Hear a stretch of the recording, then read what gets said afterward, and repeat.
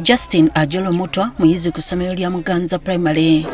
Ono agamba nti ekisinga okubatawaanya okusoma kwe kutambulanga engendo empanvu okutuuka ku ssomero. Akatweke kutubabaza kabaana n'ugusanga hano ngaha ku ishuri abana tutari gushika icyambere mu kirasi bafitemo corruption.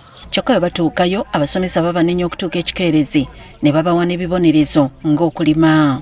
Ahangaha ku ishuri tuvaga mu rugo twagera hano umwe twakesheje iwacu ni mu bibaya ubitumba agenda kuja kugera tuzaza turazi isaha ebyiri isaha imwe urugutinya mu tumba atagira icubera no kuza hano ku ishuri tubaga turi kwiheba kuko nta urabuze icura ko iki icura hura mu nzira naco. Ate we kituuka ku bitabo abasomesa mu kifo ky'okugolola ebitabo bino babyeddiza ne babikozesa bye baagala. Rukuduhereza ibitabo ugasanga batwabishyize mu staff mu office ugasanga master kuciyandikiramo waje kugera mu staff mu office ukavanga igitabo cyagiye ngo carashize.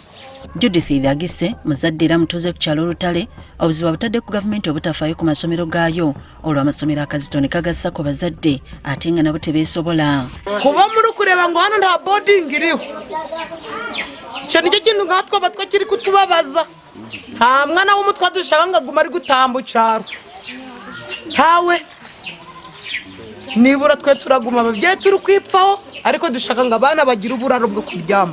Bwe twogedde n'akulira Bujjonge Primary Richard Agaba y'omusanga agambibwa abazadde obutaba bayizi bikozesebwa mu kusoma. So that effect comes after the poor family of the child has failed to provide the scholastic materials. Bino byonna biviirako abaana okweyuna obufumbo ku myaka emito. Early marriages has affected the area of Bujengwe, where the parents like the bride price and decide to send their children to men.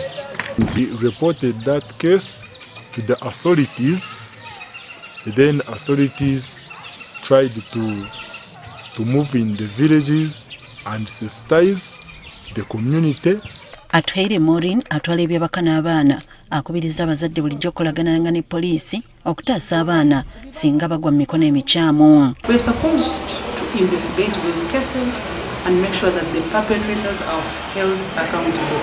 But it's very paramount for us to make sure that we create a protective environment where the children are safe. Okunoonyereza kulaga nti mu bitundu bya Kannungu abaana ebitundu 80 ku buli 100 bawanduse mu masomero mu myaka 10.